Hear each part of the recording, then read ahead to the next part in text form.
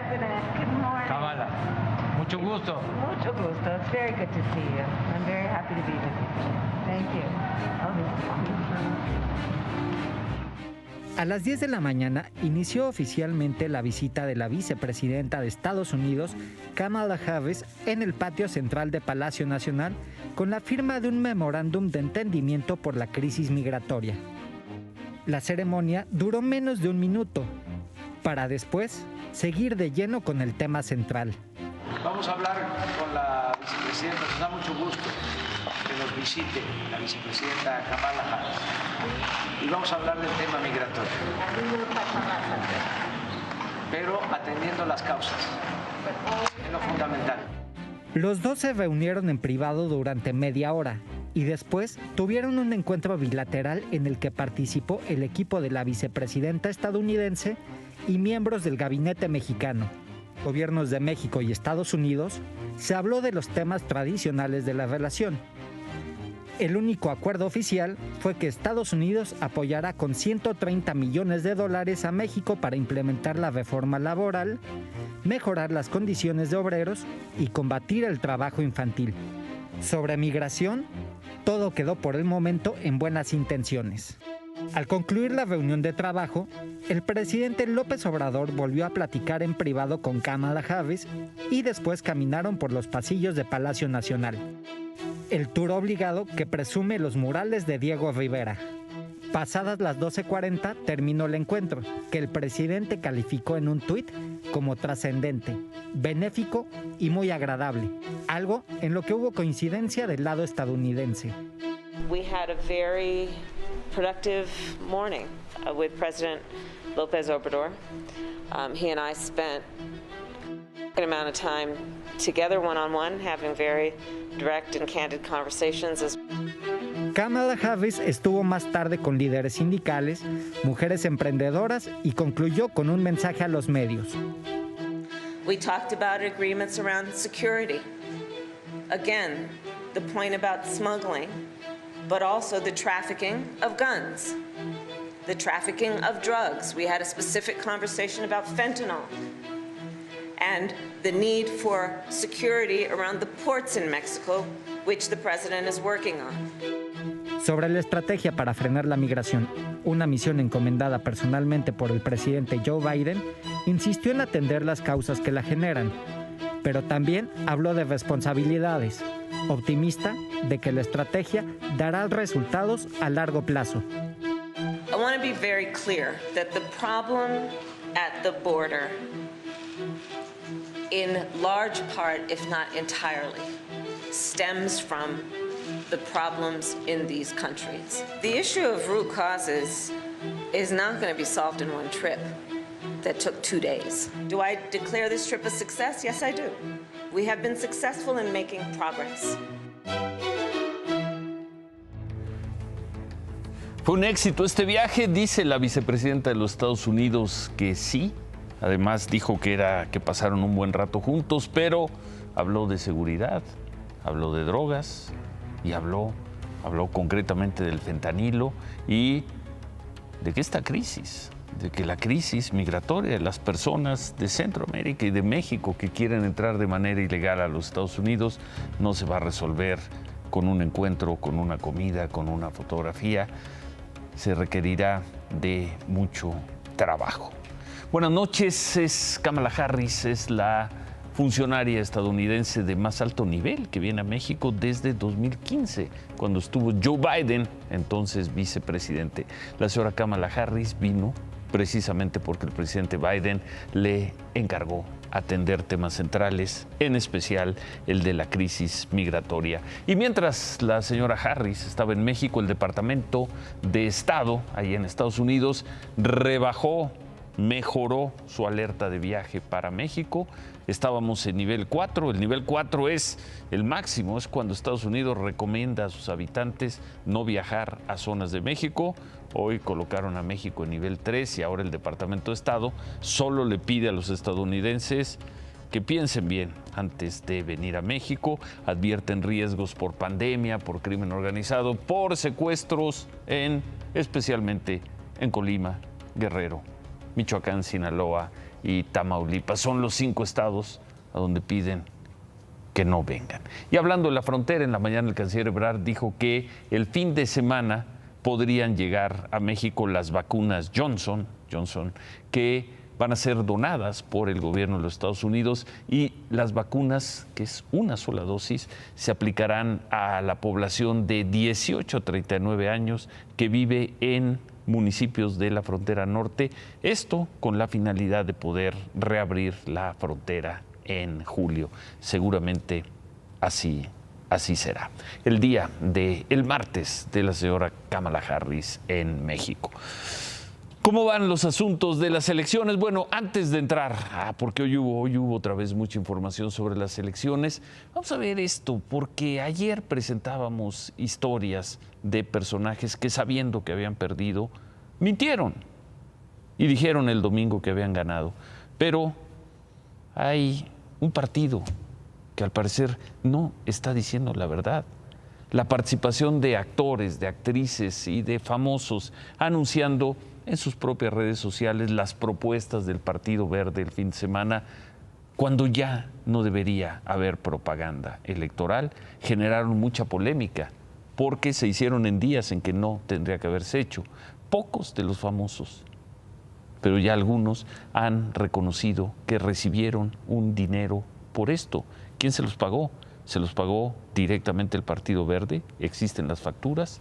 La actriz Bárbara del Regil dijo en una entrevista en televisión que no tenía nada de malo que hablara de las propuestas del Verde en sus redes sociales, pero ella dijo que no había recibido dinero.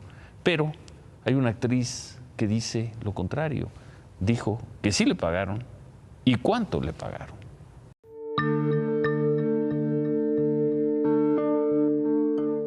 Soy parte del Partido Verde. Una del Partido Verde. El Partido Verde me parece espectacular. Me parece brutal esta propuesta del Partido Verde. Son las del Partido Verde. Simpatizo con el Verde. Los espontáneos apoyos de actores, cantantes e influencers en sus redes sociales al Partido Verde el domingo de la elección quedaron evidenciados por una edición de cada uno de ellos, donde todos tienen el mismo guión. Celebridades como Bárbara de Regil, Raúl el Negro Araiza, Isabel Mado, Celia Lora, entre muchos otros, repitieron las mismas líneas durante sus transmisiones en vivo en redes sociales o en sus historias. Pero fue hasta anoche que la influencer Fernanda Moreno fue de las primeras en reconocer que sí le pagaron por su mensaje. Debo admitir que lo hicimos. El voto es libre y secreto y me siento mal conmigo misma. De hecho, ni siquiera fue una campaña millonaria como están diciendo por ahí. En realidad fueron nada más 10,000 pesos, o al menos fue lo que se me pagó a mí. Por lo mismo no lo vi como algo que pudiera generar un problema, porque me han pagado campañas muchísimo más, con más dinero y pues sin problemas. La cuenta What the Fake compartió una lista de al menos 100 influencers que detectaron usaron el mismo guión del Partido Verde en sus redes sociales. Ante lo evidente, la organización TechCheck, dedicada a defender los derechos de los consumidores en línea, subió a su cuenta un machote de denuncia para los ciudadanos que se quieran sumar a denunciar ante el INE a los espontáneos seguidores del Partido Verde. Me puse a analizar todas las propuestas. Tiene un montón de propuestas. Puse a leer las propuestas. Investigando, y a mí las propuestas. Simpatizo con sus propuestas. Infórmense las propuestas. Tiene buenas propuestas. Las propuestas que más me están interesando. Puse a buscar propuestas. Tienen las mejores propuestas. Tomar en cuenta todas las propuestas. Investiga, ve las propuestas. Me gustan muchísimo las propuestas. Me gustan sus propuestas. La peda no se paga sola. ¿Quién coordinó a 100 figuras, vamos a llamarlas así?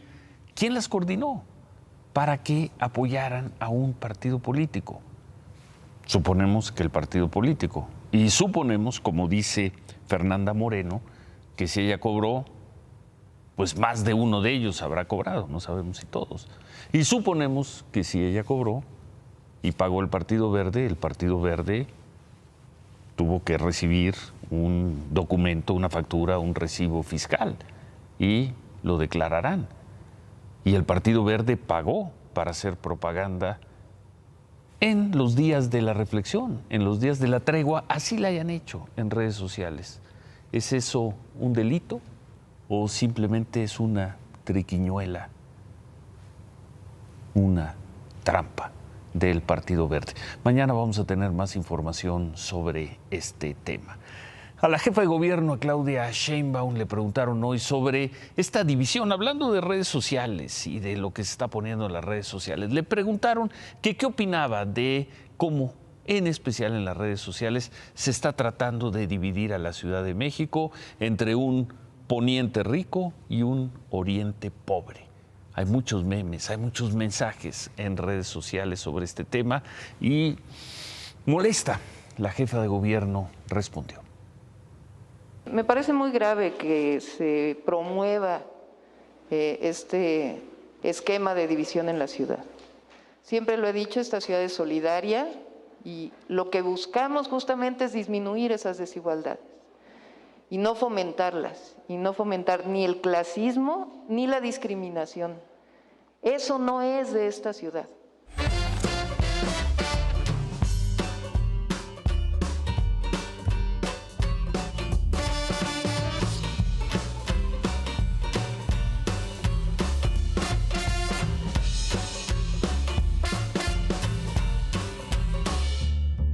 Eso no es de esta ciudad.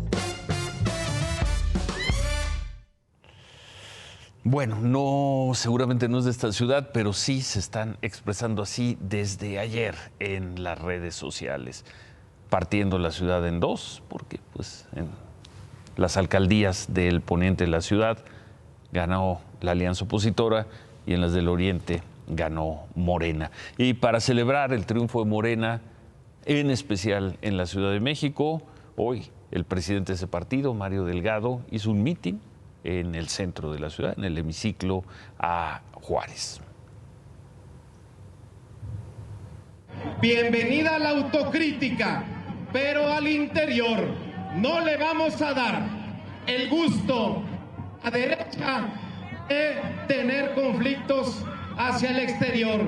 Vamos a defender el gobierno de la jefa Claudia Sheinbaum y vamos a fortalecer a Morena en todos los rincones de esta ciudad. Tiene su corazón en la izquierda y lo vamos a defender. Quiero que desde aquí le mandemos un mensaje hasta Palacio Nacional de que no está solo en esta lucha. Al presidente de México, no está solo, no está solo, no está solo. ¡Que viva la Cuarta Transformación! ¡Que viva! ¡Que viva Andrés Manuel López Obrador! ¡Que viva! ¡Y que viva, que viva, que viva Morena! ¡Gracias! ¡Gracias totales! Así el presidente nacional de Morena, eso fue en la tarde. En la mañana, los presidentes del PRI, del PAN y del PRD salieron no solo a defender sus triunfos, sino a repetir, a insistir que van a ir juntos, que van a hacer un bloque legislativo en la próxima Cámara de Diputados. Y le mandaron estos mensajes a Morena. La pesca de los votos de la oposición que antes hicieron Mario Delgado y Ricardo Monreal en el Congreso, esta mañana fue anunciada en Palacio Nacional. Si se quisiera tener mayoría calificada, se podría lograr un acuerdo con una parte de legisladores del PRI o de cualquier otro partido. Pronto, priistas, panistas y perredistas le respondieron en bloque al presidente, porque en bloque dijeron van a negociar su ampliada presencia en la Cámara de Diputados.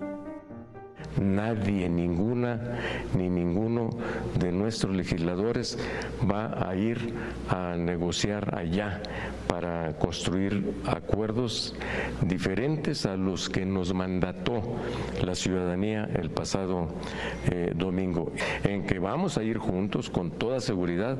Estamos a prueba Nos dieron el voto de confianza.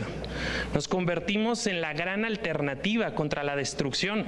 Tenemos que ser una oposición valiente, decidida y constructiva, que sirva a México. El gran perdedor es Morena, el gran ganador es la coalición. No nos van a amedrentar, aunque quieran utilizar a las instituciones para perseguir a los opositores, no nos van a callar.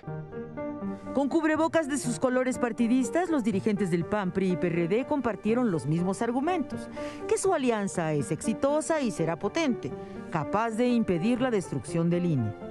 Y emplazaron a Movimiento Ciudadano y al Partido Verde a definirse.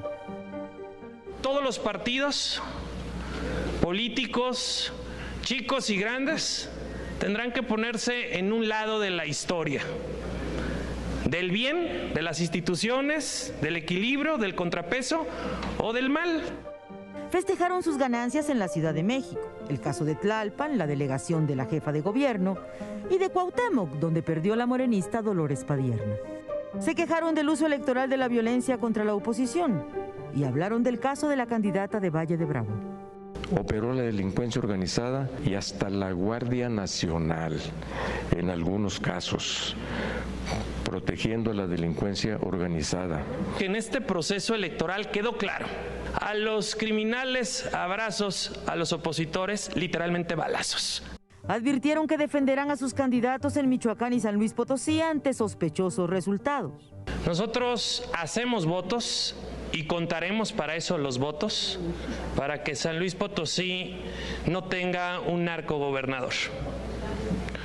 Nosotros pediremos en San Luis Potosí voto por voto y casilla por casilla. Y aunque reconocieron que están a prueba, gracias a un nuevo voto de confianza, hicieron futuristas cuentas alegres. Perdieron a sus candidatos presidenciales Claudia Sheinbaum y Marcelo Ebrard, tocados fuertemente. Por eso están desesperados, porque saben que ganamos, porque saben que esta coalición es potente y porque saben que si seguimos trabajando juntos, les vamos a ganar en el 22, en el 23 y les vamos a ganar en el 24. Pues ya los vieron muy echado para adelante el presidente de Morena y muy echados para adelante los presidentes del PRI, del PAN y del PRD, que hoy volvieron a decir que van a ir juntos, que van a votar la mayor parte de los casos juntos y en el mismo sentido en Cámara de Diputados. Hay que guardar esta crónica y habrá que revisarla cuando vengan los momentos difíciles en el próximo periodo, cuando empiece el próximo periodo en Cámara de Diputados a partir de septiembre, para ver si esto que se ve hoy tan sólido, este bloque opositor, esta coalición, se mantiene. Por la mañana hablamos con el presidente del INE, con Lorenzo Córdoba, sobre las dos elecciones que supuestamente se van a llevar a cabo, no supuestamente, una de ellas se va a llevar a cabo en agosto, la consulta de, que antes llamábamos de los expresidentes, pero ahora son los actores políticos del pasado, esa va a ser el 1 de agosto. Esta en la que se va a preguntar si deben ser juzgados actores políticos del pasado que hayan cometido delitos. Y luego, supuestamente, ahí sí, supuestamente, en marzo del próximo año, habrá una elección para preguntarle a los mexicanos si el presidente López Obrador debe seguir en el cargo o se tiene que ir. Esto nos dijo Lorenzo Córdoba. El INE va a cumplir con su responsabilidad, Ciro, lo demostró, lo ha demostrado siempre. Lamentablemente las condiciones en las que otros actores, entiéndase la Cámara de Diputados, que no previó ni un peso a pesar de que se lo solicitamos. La Secretaría de Hacienda, que depende del Ejecutivo, que es el que pidió la consulta, pues nos dijo que no nos podían dar recursos y literalmente que lo hiciéramos con lo que teníamos. Esperamos poder instalar 50,000 casillas, pero evidentemente es un ejercicio disminuido. 50,000 casillas es una tercera parte. Revocación de mandato más adelante sería una absoluta irresponsabilidad que no se dotara al INE de mecanismos, de recursos suficientes. Yo espero que si a alguien se le ocurre intentar convocarla, pues primero haya habido la responsabilidad y la seriedad como para primero emitir una ley. Bueno, Lorenzo Córdoba nos dijo que hasta hoy, martes 8 de junio, el INE no ha sido convocado por nadie para llevar a cabo la votación, la consulta de revocación de mandato que supuestamente va a tener lugar en marzo del próximo año.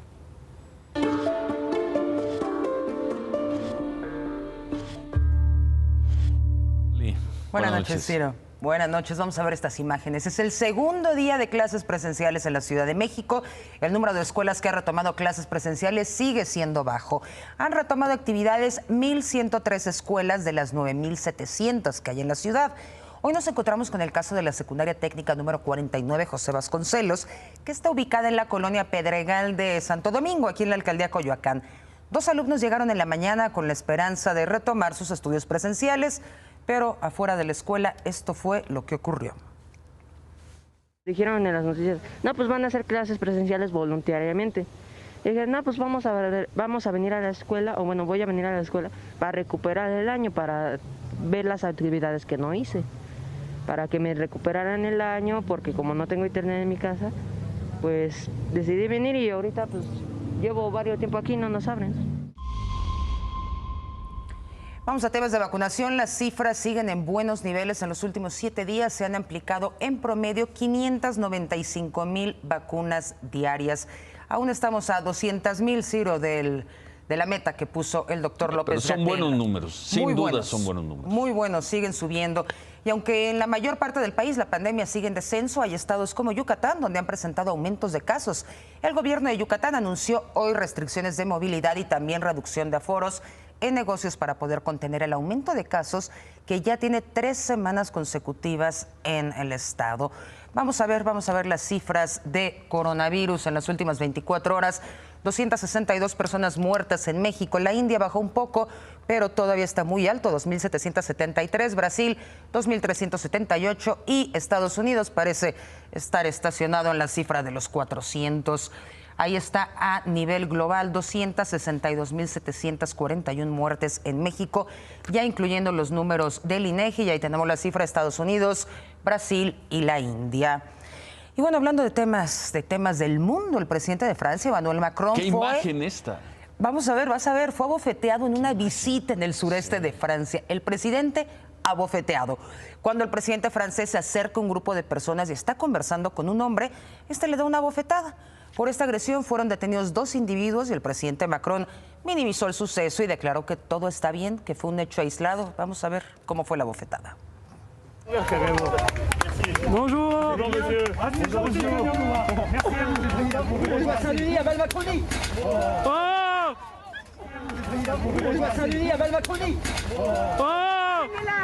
Un petit coup.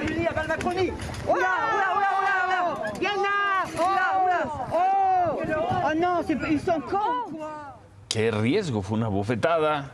Como dice el presidente Macron, no pasó a mayores, pero qué riesgo, pudo haber sido otra cosa y qué rápido reaccionó el servicio de seguridad. Enojados los franceses. ¿Cómo les ha ido con el COVID a los franceses? Hasta hoy, Francia reporta 110,299 muertos por COVID. Esto lo coloca como el 9º país con más muertes por el virus a nivel global, Ciro. 110,000.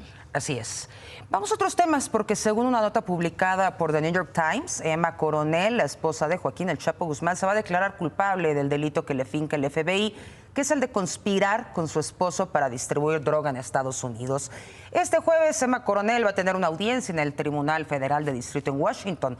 Ahí se va a declarar culpable de este delito que ameritaría una pena que va de los 10 años de prisión a cadena perpetua.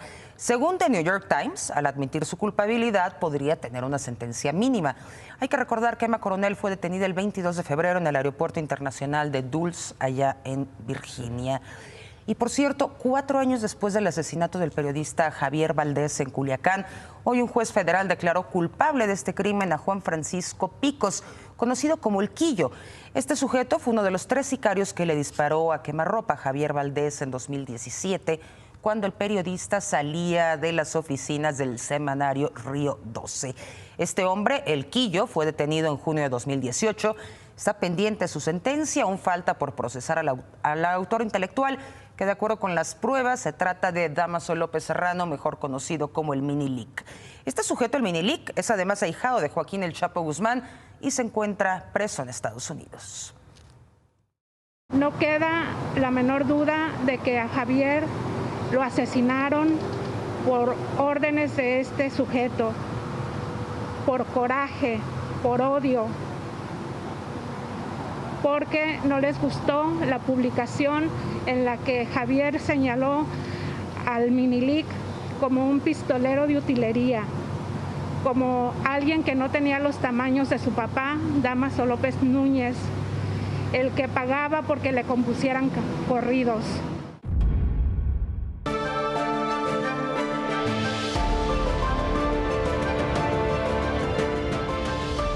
Y empiezan a surgir historias que, de acuerdo con la autoridad, estaban ahí guardadas, no las querían anunciar porque estábamos en periodo electoral, no quería que se prestaran a interpretaciones de que esto era para favorecer o para dañar algún partido.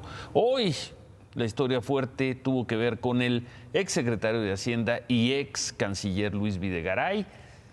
Él reapareció en una carta, anunció que impugnará la inhabilitación que le impuso la Secretaría de la Función Pública, hoy se anunció, por supuestamente haber cometido irregularidades.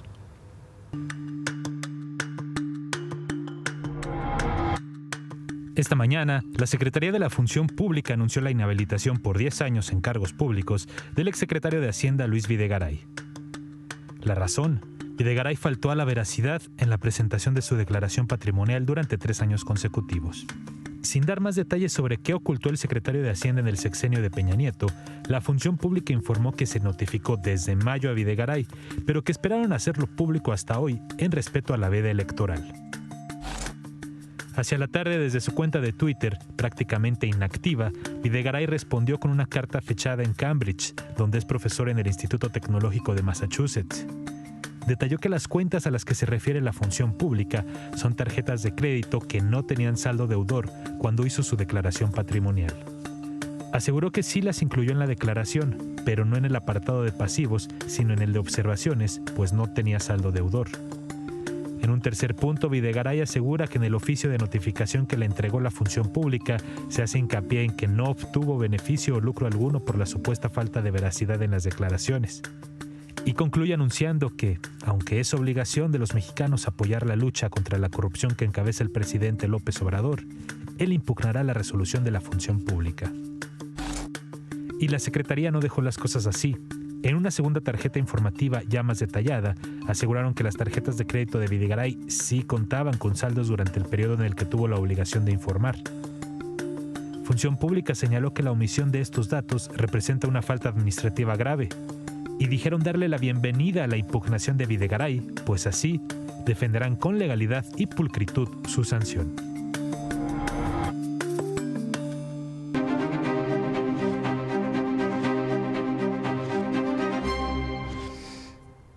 Y regresa este tema tan controvertido. Ayer aquí lo informamos, ayer, mes y medio después de haber sido aprobadas por la Cámara de Diputados, se publicaron las reformas al Poder Judicial, reformas que incluyen el polémico artículo 13 transitorio que extiende 2 años más, extendería de 2022 a 2024 la presidencia de Arturo Saldívar en la Suprema Corte de Justicia. El ministro Saldívar publicó hoy una carta para informar que presentará al Pleno de la Suprema Corte una consulta extraordinaria para que los ministros resuelvan si es constitucional o no este artículo transitorio que prolongaría 2 años su presidencia en la Corte. Una consulta, entonces. Sigue viva una crítica fuerte en contra de esa extensión de la presidencia del ministro Saldívar.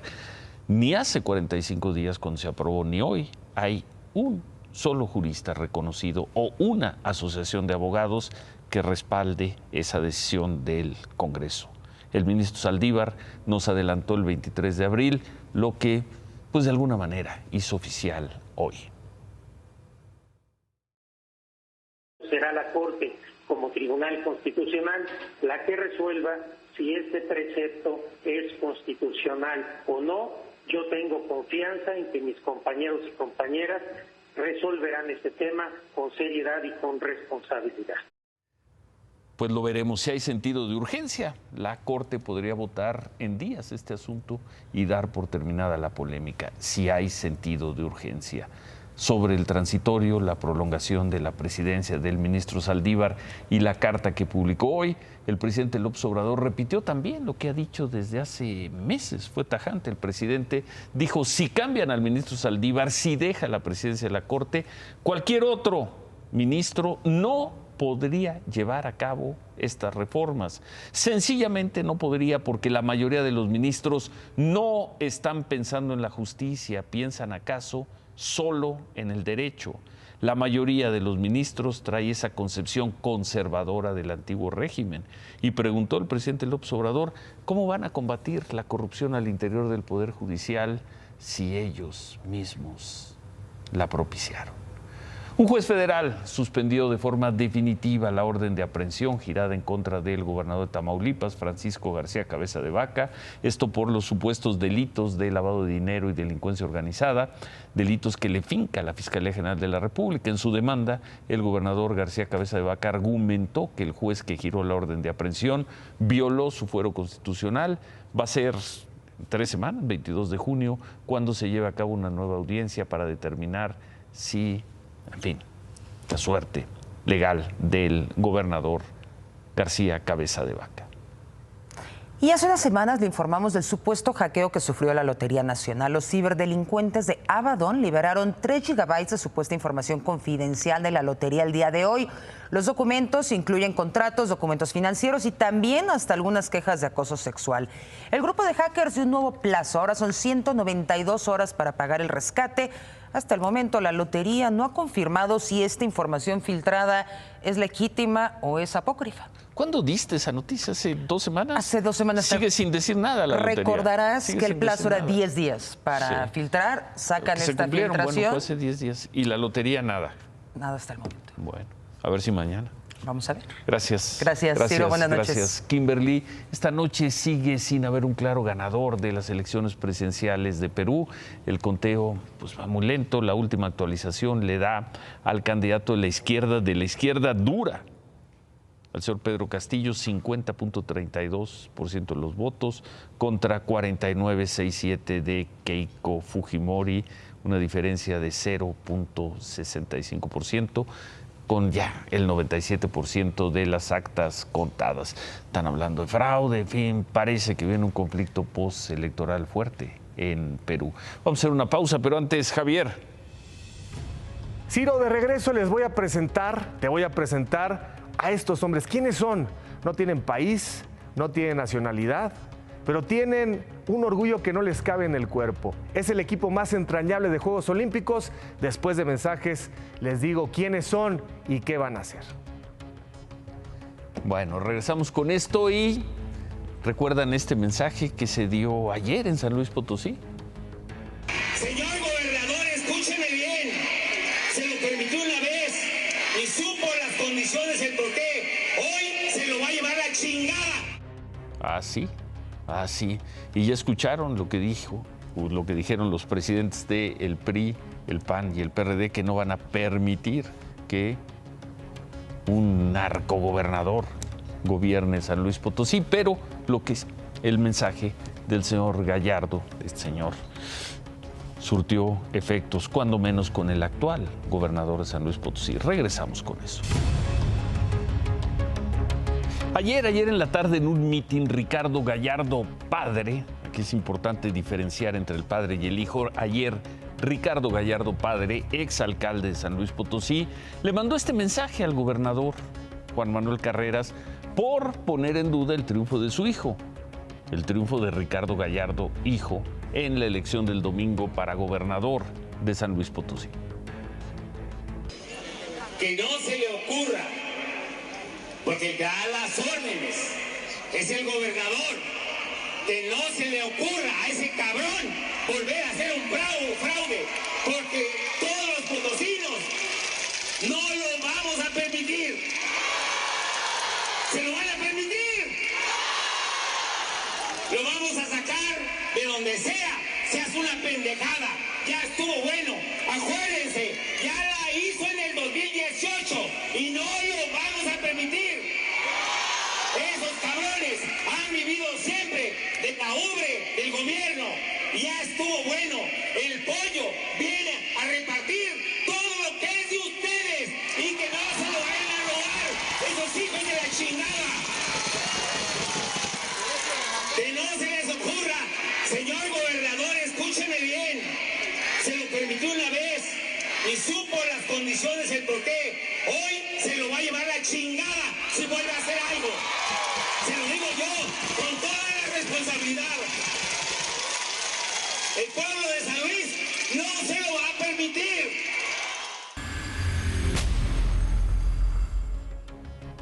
Por lo visto, el mensaje o la advertencia o la amenaza, lo que haya sido del señor Gallardo padre, surtió efectos. El gobernador Carreras dijo hoy que, pues sí, que Gallardo hijo está adelante en el cómputo de votos. Luego de sacar esa bandera blanca, el gobernador pidió respeto y civilidad. Pidió no más mentadas de madre.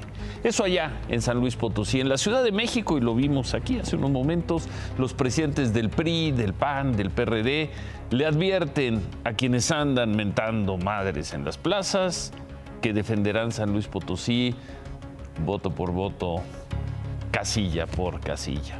Así las cosas. Se quedan con ¿Qué importa? Gracias, buenas noches. Ánimo.